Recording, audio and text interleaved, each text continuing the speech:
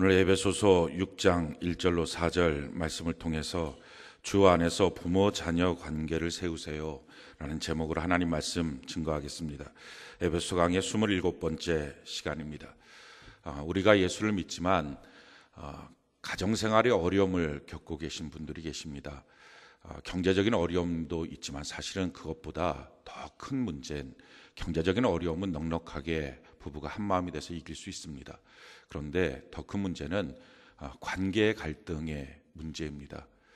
하나님의 말씀을 가장 많이 적용하고 말씀대로 살아야 될 공간이 가정입니다. 그럼에도 불구하고 가정 안에서 말씀대로 사는 것은 더 어렵습니다. 왜냐하면 우리의 삶의 연속 가운데서 내가 하나님의 말씀으로 살았다는 것을 그 지나간 과거의 기억이 있기 때문에 그가 변화받았다라고 하는 것을 잘 인정해 주지 않기도 하고 또 삶의 모든 부분이 완전해질 때서부터 영향이 나타나기 때문에 그 모든 과정 속에서 적용하기가 매우 어렵습니다. 약간의 흠만 보여도 금방 또 무너지고 마는 것, 이것이 가정 안에서의 말씀대로 살아가는 삶의 모습일 것입니다. 그래서 사실은 가정이 가장 천국이 돼야 되고 가정에서 가장 하나님의 말씀이 적용되고 말씀대로 살아야 되지만 그렇게 하지 못해서 가정 안에 여러 가지 관계의 갈등의 문제를 겪고 있는 성도님들이 계십니다. 그럼에도 불구하고 우리가 한 가지 분명한 하나님의 말씀을 우리가 온전하게 마음으로 믿기를 바랍니다. 성경이 이와 같이 말합니다. 사도행전 16장 31절 우리 같이 한번 한 목소리 한번 읽어봅시다. 시작. 이르되 주 예수를 믿으라. 그리하면 너와 내 집이 구원을 받으리라 하고. 아멘. 주 예수를 믿으라. 그리하면 너와 내 집이 구원을 받는다. 이 내 집이라고 하는 말은 단순하게 가족 구원 말하는 것이 아니라 그 이상입니다. 그러니까 가족에 있는 그 가족 구성원들이 다 예수를 믿는 것 너무 귀한 축복인데 그 이상으로 집이 구원을 받는다라고 하는 말은 집의 문화가 바뀌어진다는 거예요. 집의 분위기가 바뀌어지고 집을 흐르고 있는 감정이 바뀌어지고 집 안에 있는 영적인 모두가 바뀌어진다는 거예요. 그러니까 집안 자체가 완전히 새로운 문화로 바뀌어진다는 것입니다. 그래서 이 약속을 우리가 붙드는 은혜가 있기를 바랍니다. 어떤 가정도 주 예수를 믿게 되면 가정의 문화, 영적인 모두가 바뀌어지는 은혜가 있게 될 줄로 믿습니다. 방법은 뭡니까? 주 예수를 믿는 것입니다. 예수님을 내 마음의 주인으로 정말 제대로 믿는 것입니다. 그래서 예수님을 잘 내 마음의 주인으로 모시는 것, 그래서 예수님의 말씀대로 순종하며 살아가고 내가 지금 감당하지 못하는 많은 일들에 대해서는 주님 앞에 맡겨드리고 한 걸음 한 걸음 걸어가는 것, 그 믿음의 삶을 살 때 성경 말씀 그대로 주 예수를 믿으라. 그리하면 너와 내 집이 구원을 얻게 될 것이다. 할렐루야. 이 말씀이 이루어지게 되는 은혜가 있게 될 줄로 믿습니다. 우리의 가정에 만약에 이런 어려움들이 있다면, 어떤 갈등의 문제가 있다면 좀 점검을 해봐야 됩니다. 왜 이런 가정에 하나님이 세우신 가정인데 갈등이 있을까? 어쩌면 제일 첫 번째 이유는 소홀하게 대하기 때문일 수 있습니다. 소홀하게 대하면 내가 뿌린 대로 거두는 것입니다. 내가 소홀하게 대하는데 어떻게 가정이 좋은 가정이 될 수 있겠습니까? 무엇으로 우리가 구분해서 알 수 있냐면은 직장 생활하고 비교를 해보면 알 수 있습니다. 누구에게든지 물어보면 직장이 중요합니까? 가정이 중요합니까? 물어보면 백이면 백 다 똑같이 대답합니다. 가정이 중요합니다. 저는 직장생활 가정을 위해서 합니다. 다 똑같이 말합니다. 근데 실질적으로 가정에 가면 직장에서 맺었던 인간관계에 대하는 것보다 훨씬 못하게 합니다. 직장에서 예의 바르게 행동했던 사람이 가정에서는 예의 없이 함부로 행하고, 직장에서는 약속을 잘 지켰던 사람이 가정에 오면 약속을 지키지 않기도 합니다. 왜냐하면 가정 안에서는 자기를 이해해 줄 거라고 생각해서 그렇습니다. 그런데요, 내가 뿌린 대로 거두는 것입니다. 가정이 정말 중요하다면 가정 안에서 제대로 내가 소홀히 여기지 않고 힘써서 그 가정을 갖고 나가야 합니다. 두 번째 이유를 보면 마음이 가출했기 때문일 수 있습니다. 누가복음 15장에 보면 탕자가 나옵니다. 이 탕자는 집이 너무 싫었습니다. 그러니까 집이 자기를 구속한다고 생각했습니다. 아버지의 명령을 듣고 사는 것이 너무 답답했습니다. 그 모든 집에서 하는 모든 일들이 자기의 가능성들을 다 묶어버린다고 생각했습니다. 그러니까 거기에 시간을 보내고 있는 것이 다 낭비라고 생각을 했습니다. 그래서 자꾸 밖으로 나가고 싶었습니다. 아버지의 재산을 다 달라 그래서 가고 멀리 떠났습니다. 다시는 집으로 돌아오고 싶은 생각이 전혀 없었습니다. 거기 가서 막 썼습니다. 허랑방탕, 자기를 자유롭게 하는 거라고 생각했습니다. 근데 허랑방탕하여 다 쓰고 난 다음에 흉년이 들었을 때 집을 생각하고 다시 돌아왔을 때 그 집을 통해서 자기가 얼마나 행복한 사람인지를 다시 깨닫게 되는 그 과정들을 설명을 합니다. 똑같습니다. 가정에 있는 모든 것들이 자기를 억압한다고 생각하는 분들이 있습니다. 집에서 자녀를 키우는 것들도 자기를 너무 답답하게 만들고, 또 설거지하는 거, 내가 이러려고 태어났나, 청소할 때 이러려고 태어났나, 그것뿐만 아니라 가정을 위해서 무엇인가 하는 모든 것들이 왜 나를 자꾸 이렇게 구속하지, 힘들게 하지, 이런 식으로 생각을 합니다. 그래서 자꾸 가정으로부터 벗어나고 싶어 합니다. 그렇게 마음이 가출을 했는데, 몸은 가출을 안 했다 해도 마음이 이미 떠났는데 어떻게 가정이 행복한 가정이 되겠습니까? 세 번째 이유는 마귀 역사가 있습니다. 우리가 꼭 기억해야 될 것은 모든 인간관계의 갈등과 다툼에는 반드시 마귀의 역사가 있습니다. 근데 마귀의 일은요, 그렇게 다 만들어 놓고 자기는 쏙 빠집니다. 그리고 사람끼리 다투게 합니다. 앞으로 이제 다음 주에는 이 마귀 역사에 대한 부분들을 우리가 좀 말씀을 통해서 더 다루게 될 텐데, 모든 갈등, 그러니까 내가 맺고 있는 부부 간의 갈등이라든지 부모 자녀 간의 갈등이라든지 교우끼리의 갈등이든지 어디에서 있는 모든 인간관계의 갈등에는 반드시 마귀 역사가 있습니다. 그래서 가정 안의 마귀 역사 때문에 관계에 어려움이 있는 것입니다. 아마 그래서 여러분들은 맞다고, 가정 안에 마귀 역사가 있다고, 맨날 남편이 마귀짓 한다고 와갖고 소리만 지르고 막 다툼만 일으키고 술만 먹고 오고 아주 엉망만든다고, 그래서 내가 날마다 아침마다 대적 기도한다고, 우리 남편에게 있는 더러운 귀신은 떠나가라, 이렇게 하고 있다고, 그렇게 하시는 분들이 있을지 모릅니다. 근데 사실 그것도 마귀 역사일 수 있어요. 근데 진짜 마귀 역사는 다른 거예요. 이기심이에요. 나만 좀 행복했으면 좋겠는 거예요. 나를 좀 내버려두면 좋겠는 거예요. 그냥 이 모습 이대로 좀 나를 받아주면 좋겠다는 거예요. 참 신기한 게, 결혼할 때 사람들이 누구를 찾습니까? 자기는 하나도 안 바뀌고 안 바뀐 이 모습을 그대로 받아줄 사람은 없느냐를 찾습니다. 너무 이기적이죠. 그러니까 이 모습 이대로 누군가 받아주고 나를 기쁘게 해주고 행복하게 해줄 것, 그런 가정을 원합니다. 위기 속에 있는 가정에 있는 부부들을 놓고 상담을 하면 거의 백이면 백이 이렇게 말합니다. 가정생활이 이렇게 힘든지 몰랐습니다. 사랑이 이렇게 어려운 줄 몰랐습니다. 아니, 아이를 키우는 일이 이렇게 힘든 일인 줄 몰랐습니다. 다 저절로 될 줄 생각합니다. 쉽게 될 줄 생각합니다. 정말 중요한 게 신앙생활이고 정말 중요한 게 가정이고 자녀를 키우는 일이라면 당연히 힘을 써야 되는데 그건 저절로 될 거라고 생각하는 거예요. 그 가운데 마귀 역사가 있는 거예요. 힘들게 하는 모든 것들이 싫은 거예요. 그래서 자꾸 자기를 지키려고 하는 거예요. 이기심, 이게 마귀 역사예요. 네 번째 부분은 가정 안에 은밀한 죄가 있기 때문일 수 있습니다. 가정이라고 하는 공간 안에 죄가 있는데 어떻게 그 가정이 하나님의 복이 있겠어요? 하나님이 만든 에덴 동산에도 죄가 들어가니까 에덴 동산도 깨졌는데 어떻게 우리가 결혼해서 만든 이 가정 안에 죄가 있는데 그 가정이 어떻게 편안하겠습니까? 위태롭고 깨질 수 있습니다. 어떤 한 성도님이 그 자기 아내하고 자녀들이 외출을 한 사이에 집에서 음란 동영상을 봤다고 합니다. 근데 음란 동영상을 보고 있었는데 그 시간, 그 언제쯤 들어올 것이다, 이게 예측된 시간보다 훨씬 더 빠르게 들어온 거예요. 후다닥 하고 안 듣기려고 끈 거예요. 그렇게 끄고 난 다음에 마음에 드는 생각이 싫더라는 거예요. 자기 아내하고 자기 자녀들이 집에 들어오는 게. 그리고 깜짝 놀랐대요.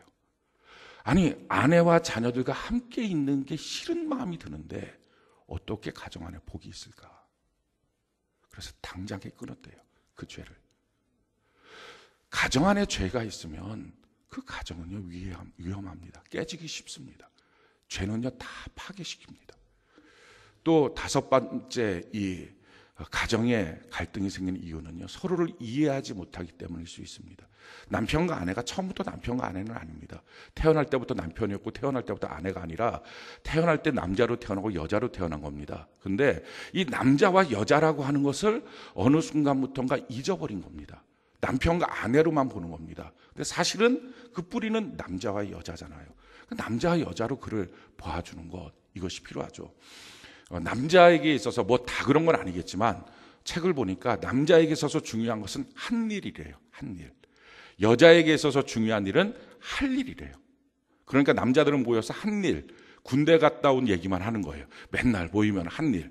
여자들은 모여서 할 일이 중요하니까 애를 어떻게 키우면 좋냐 이 얘기를 하는 거예요. 앞으로 애를 어떻게 할 것이냐. 한 일이 중요한 남자들에게 있어서 자기 애를 감동시키고 힘을 주는 것은 인정해 주는 거예요. 그 한 일을 인정해 주는 것.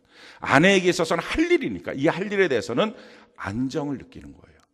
그런데 문제는 이 자매님들이 남편을 인정을 잘 안 해주는 거예요. 왜냐하면 지나치게 사랑해서 그래요.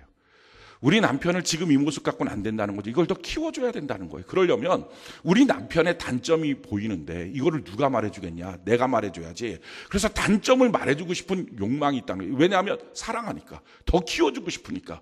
그래서 단점을 말해주는데 단점만이 아니라 사실은 자기가 균형감 있는 아내가 되기 위해서 장점도 말하고 단점도 말하고 자기 딴은 신경 많이 써서 말을 해준다는 거예요. 그래서 당신은 이런 점은 너무 좋은데 이런 점이 좀 고쳤으면 좋겠어. 또는 이런 점은 고치면 좋겠는데 당신 그런데 이 점은 너무 좋아. 이렇게 말을 해준다. 균형감을 갖고. 근데 남자는요.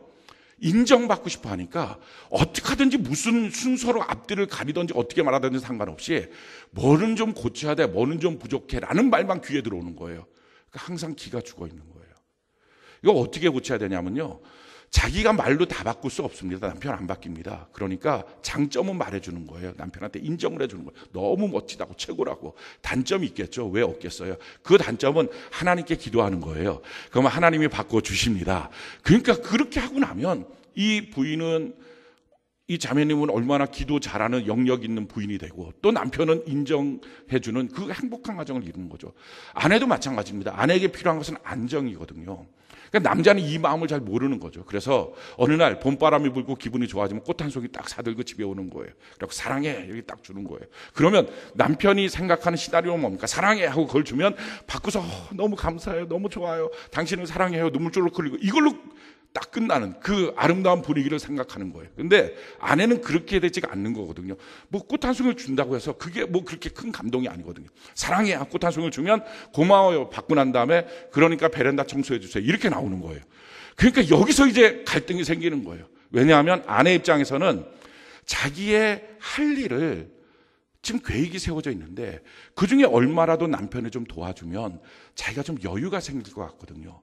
그게 남편이 날 향한 사랑이고 배려라고 생각하는 거죠. 사랑해. 그럼 사랑하니까 좀 청소 좀 해달라고. 근데 남편이 이제 그런 분위기를 예측한 게 아니었으니까 갑자기 당황스럽고 이걸 어떻게 해야 되나 막 이렇게 다시는 내가 꽃 사오나 보라 이런 결심을 하고 이러니까 이게 가정 안에 갈등의 문제들이 발생한다는 것입니다. 오늘 우리가 말씀을 주로 보려고 하는 것은 부모 자녀 관계의 문제예요. 왜 부모 자녀 관계의 얘기를 하려고 할 때 왜 부부 관계를 먼저 얘기했느냐? 이유는 이것입니다. 가장 좋은 부모는 가장 좋은 부부예요. 여러분 비행기 타시면 아실 겁니다. 비행기 타고 가다가 위험한 상태가 됐어요. 그러면 산소 마스크가 툭 떨어집니다. 그럼 누구부터 써야 됩니까? 자기랑 자기 아이가 타고 있는 거예요. 그럼 대부분 엄마들은 아이부터 씌우려고 합니다. 절대 그러면 안 됩니다. 자기 쓰고 그 다음에 아이 씌우는 겁니다. 성인이 만약에 문제가 생기면 자기도 죽고 애도 죽습니다. 그러니까 자기가 먼저 살고 그리고 자기 아이한테 마스크를 정신 차려서 씌워줘야 됩니다. 이게 순서입니다. 좋은 부부가 돼야 좋은 부모가 됩니다. 좋은 부부가 돼서 서로 사랑하는 모습을 갖고 있어야 자녀들이 그걸 갖고 안정감을 느끼고 제대로 양육받을 수 있습니다. 그래서 제일 안 좋은 것은요, 자녀 교육 잘 시키려고 부부끼리 싸우는 겁니다. 그럼 자녀들의 영혼은 다 망쳐버립니다. 그러니까 좋은 부부가 되는 것, 그것에서부터 좋은 부모가 될 수 있습니다. 오늘 사실 이 부모 자녀 관계의 문제에 대해서 말씀을 증거하지만 이건 설교할 필요도 없는 내용입니다. 왜냐하면 아니 자기 자녀 사랑하지 않는 부모가 누가 있어요? 자기 자녀를 위해서 자기가 죽을 각오 돼 있지 않는 부모가 누가 있어요? 그러니까 사실은 이거 설교할 것도 없어요. 이건 믿지 않는 사람들, 예수 믿지 않는 사람들도 자기 자녀 너무 잘합니다. 근데 문제가 있어요. 기독교인 청년들한테 조사를 했는데 자기에게 상처를 주는 사람이 누구냐? 가장 많은 상처를 주는 사람이 누구냐? 63%가 부모예요. 부모는 자기 자녀를 정말 사랑하거든요. 근데 왜 자녀들의 마음속에는 자기를 가장 많이 상처 준 사람이 부모일까요? 사실은요, 우리가 지금 그걸 경험하고 있는 거예요. 우리도 우리 부모들을 향해서의 관계가 너무 감사하고 좋지만 그렇다고 해서 100% 사랑, 그건 아닌 거예요.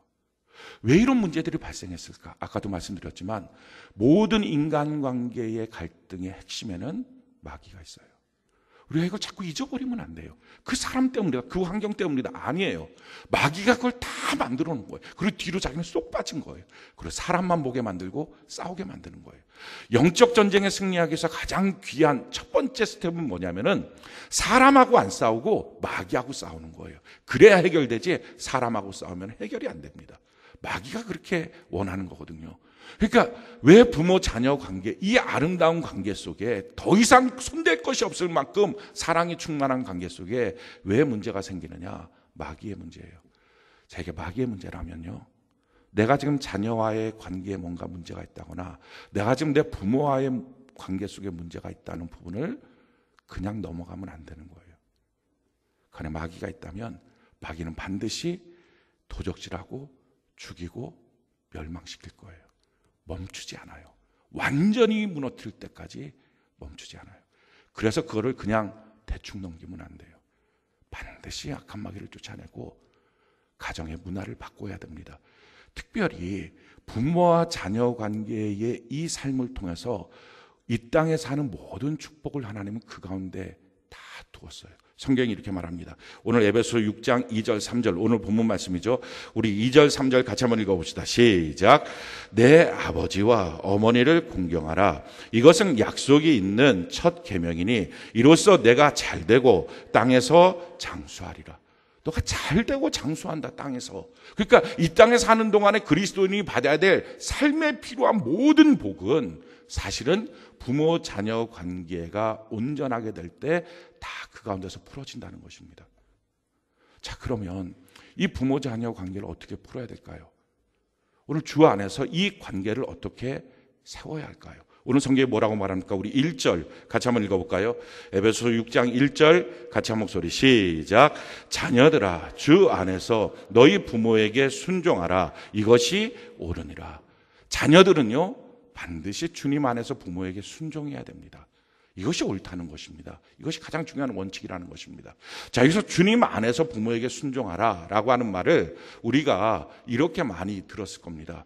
그러니까 부모가 내게 무엇인가 요구할 때, 명령할 때 주님 안에 있는 것만 순종해야 되지 주님 밖에 있는 건 순종하면 안 된다. 예를 들어서 너 교회 가지 마, 너 예수 믿지 마, 이런 말 어떻게 순종하겠냐, 너 성경 읽지 마, 이런 말 어떻게 순종하겠냐는 거예요. 그러니까 이런 말 순종하지 말고 너 제사 지내야 돼.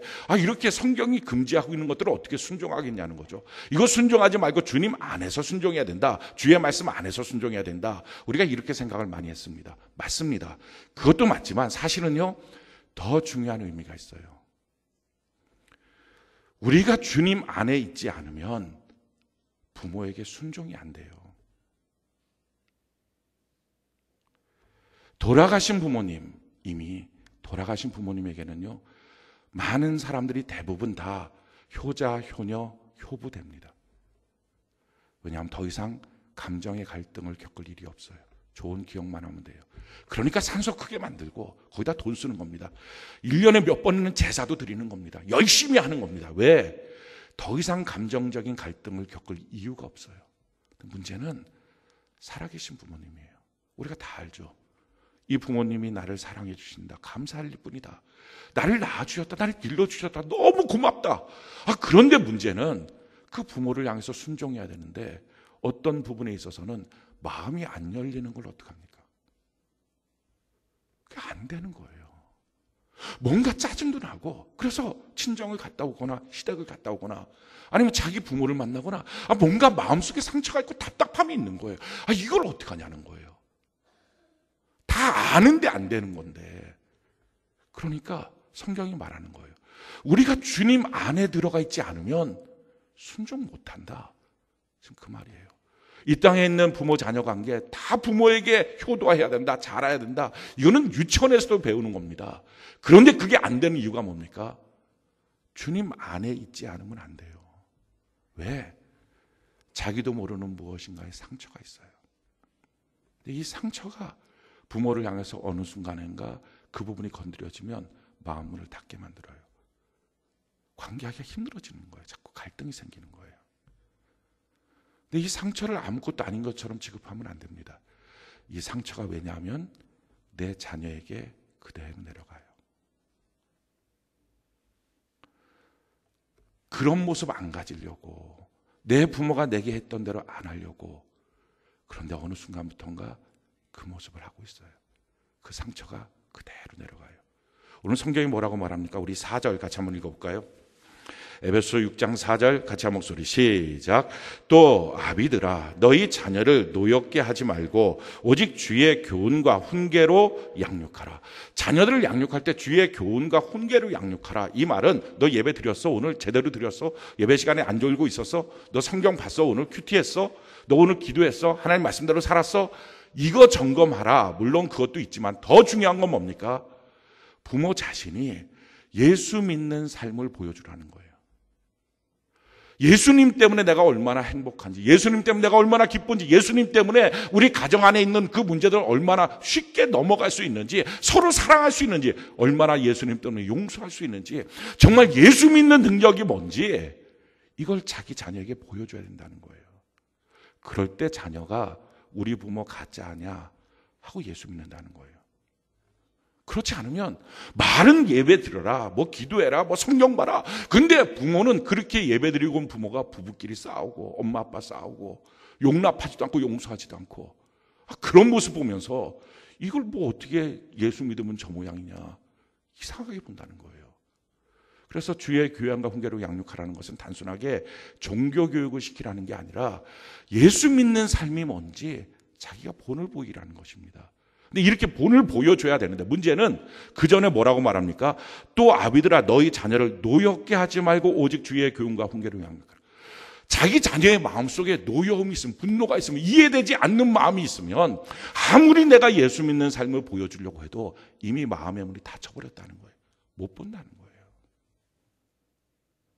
왜 자녀의 마음속에 그런 노여움이 생겼나요? 우리가 있는 상처가 우리 자녀에게 그대로 내려간 거예요. 자기도 모르는 사이에 그 상처가 그냥 그대로 전달된 거예요. 한 믿음 좋은 아버지가 있는데 그 딸이 잘 크다가 중학교 3학년, 고등학교 1학년 이렇게 사춘기가 됐을 때 애가 완전히 그 속마음은 그렇진 않는데 이 겉에 용모가 이 아빠로서는 용납하지 못하는 용모를 했다는 거예요. 막 이 두 발 자유화가 돼갖고 이제 막 머리를 파마를 하고 막 이상한 색깔 방학 때 가면 막 염색 집어넣고 막 옷을 입고 치마는 이게 치마를 입었는지 윗도리만 입었는지 이게 구분이 안 되고 이게 그러니까 막 이 속이 타는 거예요. 야, 너 어떻게 교회 다니고 예수 믿는데 너 어떻게 이 모양을 하고 다니냐. 종종 이렇게 훈계를 한 거야. 제대로 입어라. 근데 딸아이가 또 말을 안 듣고 막 그러다가 어느 날 현관 앞에서 딱 아버지랑 만난 거예요. 그날따라 뭐 이 딸아이는 나름대로 최고의 모양을 냈지만 아버지는 진짜 이걸 최고로 볼 수 없는 상황이 된 거예요. 너무 그러니까 야 이게 뭐냐 그거 싫은 소리를 한 거예요. 근데 딸아이가 안 그러다가 그날 이 얼굴 표정이 완전 무시하는 얼굴 표정 짓고 뭐라고 혼자서 중얼중얼 말을 하는데 분명히 느낌이 있잖아요. 무슨 말인지 모르겠어요. 자기네들끼리 쓰는 용어인데 이게 뭔가 욕하는 것 같다. 너무 화가 난 거예요. 아버지가 어떻게 이러지? 막 그동안 쌓였던 화가 그냥 한순간에 너무 올라와서 그래서는 안 되는데 너무 화가 나니까 딸아이에게 뺨을 때린 거예요. 근데 그러고 나서 아버지도 놀래고 딸도 놀란 거예요. 처음 있는 거고 아버지는 자기가 자기 딸을 이렇게 때렸다는 사실이 너무 깜짝 놀라서 이거 어떡하나 너무 놀란 거고 그리고 딸아이도 맞고 난 다음에 처음 맞은 거니까 이게 너무 놀란 거고 그러고 있다가 잠시 정적이 흐르다가 이 딸아이가 눈빛이 막 너무 분노에 가득 차고 너무 화가 나니까 말이 바들바들 떨면서 말을 이렇게 했다는 거예요. 아빠가 예수 잘 믿는다고? 거짓말하지 마. 난 아빠한테 한 번도 예수님을 본 적이 없어. 그리고 방에 들어가 버려서 문을 꽝 닫은 거예요. 이 아빠가 갑자기 힘이 쭉 빠진 거예요. 그리고 아빠가 자기 방에 들어서 문을 닫았어요. 털썩 주저앉았어요. 근데 그렇게 털썩 주저앉고 난 다음에 딸아이한테 화를 냈다는 것도 죄책감이 들고, 때렸다는 것은 지금 막 어떻게 해야 될지 모르는 정죄감이 들고, 거기다가 딸아이가 하는 말이 예수 잘 믿는다고 거짓말하지 마. 난 아빠한테 한 번도 예수님을 본 적이 없어. 이 말이 그냥 쾅 하고 자기한테 들리니까 도대체 자기가 뭐하고 살았나 지금까지. 열심히 예수 믿는다고 예수 믿었는데 도대체 뭔가 눈물이 나더라는 거예요. 근데 그러다가 이내 그 눈물이 통곡으로 바뀐 거예요. 막 소리내면서 운 거예요. 그렇게 한참을 울다가 갑자기 하나님 주시는 마음이 생긴 거예요. 그래서 일어나서 딸아이 방으로 갔어요. 뚝뚝 두들겼어요. 딸아이는 이제 드디어 아빠의 세상이 됐구나. 이제 내가 그렇게 아빠한테 얘기를 했으니 얼마나 난리를 칠까. 마음의 각오를 다하고 문을 스며시 열었다는 거예요. 여는 순간에 이 아빠가 무릎을 탁 꿇고 울면서 미안하다. 내가 예수 믿는다고 하는데 한 번도 내 안에 계신 예수님 너한테 보여준 적이 없다. 막 울고 있으니까 그때 그 딸아이가 같이 무릎을 꿇고 울면서 죄송해요. 처음으로 죄송해요. 이 말을 했다는 거예요. 우리는요, 우리가 화내는 얼굴을 한 번도 본 적이 없습니다. 자기가 화낼 때 얼굴이 어떤 얼굴인지 한 번도 자기는 본 적이 없어요. 근데 그렇게 말해요. 거울을 보면서 화낼 사람은 없다는 거예요. 왜? 너무 무서워서. 그게 마귀 얼굴인 거예요. 그게 마귀의 눈동자인 거예요. 우리는 거울 볼 때마다 자기가 가장 예쁜 모습으로 웃으면서 거울 보니까 자기 얼굴이 그런 줄 알아요. 그런데 화낸 적 한 번도 자기가 얼굴 본 적이 없는 거예요. 너무 무서운 얼굴, 마귀 얼굴인데. 근데 그 얼굴을 우리 자녀는 자주 보는 거예요. 왜 그렇게 화가 날까요? 왜 그렇게 어떤 부분이 툭 건드려지면 감당을 못할까요? 왜 참지를 못할까요? 그게 상처예요. 그 상처가 자기 자녀에게 그대로 대물림되는 거예요. 이건 그냥 넘기면 안 돼요. 치료받아야 돼요. 자녀가 말을 안 듣는다고? 자녀가 이런 부분을 자꾸 속삭인다? 아니에요. 모든 가정이 다 그렇게 똑같이 반응하나요? 그렇지 않아요. 왜 자기는 그게 못 견뎌질까요? 왜 반드시 화를 내야만 될까요? 자기가 한 번도 본 적이 없는 그 무서운 얼굴을 왜 사랑하는 자기 자녀는 자주 봐야 하나요? 윤이라고 하는, 이름이 윤이라고 하는 한 청년이 있었는데, 이 청년은 자기 엄마가 너무 싫더라는 거예요. 주변에서 물어본 거예요. 왜 이렇게 엄마를 싫어하니? 모르겠다는 거예요. 이유도 모르는데 자기 엄마는 너무 싫다는 거예요. 그리고 엄마를 보면 막 짜증만 나고 화가 나고 모든 부분에 있어서 엄마한테 불만이고. 그리고 이 윤이라고 하는 이 청년, 여자 청년인데 그냥 눈물이 너무 많은 거예요. 뭘 말만 하면 이유도 없이 눈물을 줄줄 흘리고 그냥. 왜 이렇게 우니? 나도 몰라 눈물이 자꾸 나와. 근데 이 청년이 어느 날 예배를 드리다가 성령 하나님의 임재 가운데 들어갔어요. 성령님 자기 마음속에 오셨어요. 너무 고맙고 감사하는데 그렇게 성령 하나님과 마음속에서 막 교제를 하는데 3살 때 자기의 모습을 기도 중에 보여주더래요. 3살 때니까 기억이 나겠습니까? 기억이 전혀 없는 거예요. 근데 기억이 나지 않는 그 3살 때 모습이 딱 보여지는데 그날 비가 오더라는 거예요. 비가 오는 날인데 자기 집 분위기가 너무 우울한 거예요. 왜냐하면 자기 아버지가 집에 어려운 일이 있어서 구치소에 들어간 거예요. 그리고 그날이 재판 날이에요. 그날 어떻게 판사가 결정하느냐에 따라서 가정의 분위기가 다 달라지는 거예요. 어떻게 앞으로 진행될까? 이게 결정되는 거죠. 그러니까 그런 상황 가운데 자기가 원래 보채고 울고 이런 걸 잘했던 애더라는 거예요. 그래갖고 근데 그날 그렇게 분위기가 무거우니까 무거운 분위기 때문에 이 아이가 또 운 거예요. 막 울고 보챈 거예요. 그러니까 달래도 소용. 그날따라 더 울고 더 보채더라는 거예요. 그러니까 그때 친할머니가 있었는데 이 친할머니가 얘가 애물단지야 하면서 현관을 열고 밖으로 애를 확 던져버린 거예요. 그러니까 흙탕물 가운데 확 넘어진 거예요. 그러니까 애가 더 울죠. 울고 막 더 보챈 거예요. 지금 이 윤이라는 청년이 3살 때 자기 그 모습을 본 거예요. 그렇게 울면서 엄마를 본 거예요. 엄마를 기다린 거예요.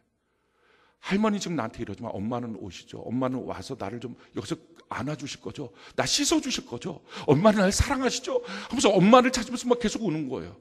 근데 엄마가 이렇게 자기를 보더니 그냥 문을 닫고 들어가더래요. 그게 상처였던 거예요. 자기도 기억이 나지 않는데 왜 엄마가 그냥 그렇게 미웠는지 그게 있는 거예요. 근데 그 마음이 딱 아플 때 성령께서 말씀하시더래요. 너희 엄마를 용서해라. 너희 엄마를 용서해라. 그래서 그 윤이라고 하는 청년이 처음으로 20살 됐을 때 그 성령 하나님을 만나고 제가 엄마를 용서합니다. 하나님. 그렇게 기도했대요. 근데 딱 기도가 그렇게 한마디만 했는데 자기의 입장이 확 바뀌어지더니 지금 20살의 입장으로 그게 보여지더래요. 20살의 입장에서 자기 엄마를 보니까 이 마음이 딱 들더래요. 엄마는 그 힘든 시간을 어떻게 보냈어요? 그 마음이 들더래요. 자기 남편은 지금 구치소에 있는데 재판받아서 오늘 어떻게 될지 모르는 거고 자기 가정은 지금 어떻게 될지 여성 혼자 짊어지기엔 너무 무거운 짐인데 딸 하나 있는데 그 딸 하나가 그렇게 보채고 울고 그날따라 그렇게 우니까 그게 딸로 안 보이고 원수로 보였겠구나. 너무 힘든데 그 마음이 딱 드니까 이제 처음으로 3살이었던 마음으로 엄마를 맨날 대한 거거든요. 그러니까 엄마를 보면 다 짜증난 거예요. 다 화가 난 거예요. 근데 처음으로 20살의 나이로 엄마를 본 거예요. 그러니까 엄마를 보면서 이렇게 고백을 했대요. 엄마, 어떻게 그 힘든 시간을 지냈어요? 그 다음에 엄마, 죄송해요. 날 용서해 주세요. 그러니까 이게 바뀌어진 거예요. 자기가 엄마를 용서한다고 생각했는데 그게 아니라 엄마 죄송해요. 날 용서해 주세요. 그러고서 거기서 눈물 보따리가 다 풀어진 거예요. 마음의 상처도 다 녹아진 거예요. 이거 예수님 오지 않으면 해결이 안 되는 거예요. 예수님이 오셔서 예수님이 내 마음의 주인이 되시고 주님 안에 있지 않으면 우리 마음속에 있는 깊은 상처들, 우리가 이해하지도 못하는 그 상처들이 해결이 안 되는 거예요. 해결이 안 되니까 그 상처가 그대로 자녀에게 물려지는 거예요. 우울증 겪는 분들이 계십니다. 특히 여성분들은 이제 산후 우울증 많이 겪죠. 어떤 분들이 그렇게 말을 하더라고요. 우울증이 왜 생기느냐? 자기의 몸과 마음을 다 쏟았는데 그 쏟은 대상으로부터 자기가 무시당할 때, 무관심한 대상이 될 때, 그때 너무 허탈해진다는 거예요. 나는 이렇게 다 쏟았는데 나는 왜 이런 존재지 하고 허탈해지니까 뭐 화가 나는 게 아니라 그냥 우울해진다는 거예요. 그렇게 우울해지는 것이 시간이 지나다 보니까 우울증이 된다는 거죠. 왜 산후우울증 같은 게 생기냐면은 자기 아이를 놓고서 10달 동안 자기가 할 수 있는 모든 걸 다 하는 거예요. 정말 자기가 했던 생활 다 절제하고 그 아이를 놓고서 자기 모든 걸 다 바친 거예요. 그렇게 하고 아이가 태어나는 거예요. 그럼 그 아이가 자기에게 보상이 돼야 되잖아요. 그럼 만족이 되는데 태어난 아기가 보상이 안 되는 거예요. 그러니까 특별히 오랫동안 아이를 기다렸던 가정에서는 그런 일들이 별로 없는데 이 아이를 그냥 결혼하자마자 덜커덕 젊게 결혼했는데 덜커덕 아이가 생기고 이런 가정들에서는 그러니까 이게 너무 아이가 소중하다는 생각은 없고 물론 아이가 귀하긴 하지만 근데 이 아기가 자기한테 보상이 안 되는 거예요. 그렇다고 남편이 보상이 되지도 않고 그리고 자꾸 아이는 보채고 울고 자꾸 자기가 뭔가를 더 쏟아야 되고 그러다 보니까 난 뭐지? 우울해지는 거예요. 그 우울이 우울증으로 더 발전을 하고요. 그 우울증에 있으니까 이게 보상을 받아야 되잖아요. 그래야지 이게 이 문제가 해결이 될 거 아니에요. 그러다 보니까 자기 아이한테 더 지나치게 하는 거예요. 왜? 아이로부터 보상을 받아야 되니까. 그러니까 자기 아이는 자기 나이 또래로 잘 크는 거예요, 지금. 근데 부모 입장에서는 보상을 받아야 되니까 그 정도 갖고는 자기 마음에 안 드는 거예요. 그러니까 어떻게 하든지 뭔가를 더해주기 원하는, 막 이것저것 최고로 더해주기 원하는 거예요. 그럼 최고로 더해줄 수 있는 경제적인 형편이 안 되니까 이런 가정 환경에 대해서도 경제적인 문제 때문에 화가 나고 무능력한 남편이라고 분노가 나오고 자기 자녀를 향해서는 항상 자기가 마음에 차지가 않으니까 우리 자는 왜 이런가 하고 짜증이 나고. 사랑하는 성도 여러분, 이거 자녀가 뭘 더 해주면 만족이 될까요? 남편이 더 무엇을 해주면 만족이 될까요? 아니 내 마음은 세상보다 크다 그랬는데 이 마음에 도대체 자녀가 뭘 얼마나 해주면 자녀가 내 마음을 꽉 차서 만족이 될까요? 방법 없어요. 내 마음을 채울 수 있는 건 예수님밖에 없어요. 예수 믿지 않으면 해결이 안 돼요. 다 여러분들이 아마 예수 믿는다고 그러니까 교회 나왔다고 말할 겁니다. 근데 진짜 예수 믿으셔야 된다고요. 그냥 어디 있는 예수님을 내가 믿습니다 그 정도가 아니라 정말 예수님을 만나고 그 예수님을 내 마음에 모시고 내 마음의 문을 두드리고 있는 그 예수님, 내가 마음의 문을 엽니다. 들어오셔서 내 주인 되달라고. 그래서 그 예수님의 말씀대로 살아보고 그 예수님의 말씀대로 순종하고 죄짓지 않고 그렇게 한 걸음 한 걸음 걸어가면서 예수님이 내 마음을 만지시고 치료하시고 상처를 사라지게 하시는 그 은혜를 경험하지 않고서는요, 해결되지 않아요. 어디로 가면 해결됩니까? 누구를 만나면 해결됩니까? 어디로 가서 누구를 더 미워하고 더 분노하고 더 싸운 그 일만 지속하시겠습니까? 사랑하는 성도 여러분, 정말 우리에게 필요한 것은요, 예수님 한 분이에요. 오늘 이 예배 시간에 예수님 이 자리에 계십니다. 그 예수님을 내 마음의 문을 열고 모셔야 돼요. 정말 예수 믿어야 돼요. 정말 예수님을 내 마음의 주인으로 모셔야 돼요. 전 여러분들에게 전도하는 마음으로 선포합니다. 나 예수 믿어. 거기에 머물지 말고요. 정말 오늘 예수님을 마음의 주인으로 모시고 예수님으로 만족해 보십시오. 예수님만 계시면 나는 충분합니다. 그래야 해결됩니다. 종교적 행위가 아니라 정말 예수님을 오늘 시간 만나고 모십시오. 성경은 말합니다. 누구든지 구하고 자꾸 두드리면 너희에게 성령을 주지 않겠느냐. 예수님, 난 예수님밖에 없습니다. 예수님뿐입니다. 예수님 없으면 내 문제는 답이 없습니다. 이렇게 예수님을 향하여 만나고 싶고 내 마음에 모시고 싶다고 하는 사람들, 오늘 이 시간 이 예배 시간에 계신 우리 예수님, 그 마음에 오셔서 주님이 함께 하시는 은혜와 기적들을 누리게 될 것입니다. 이 은혜가 여러분들의 소유가 되기를 예수님 이름으로 축원합니다.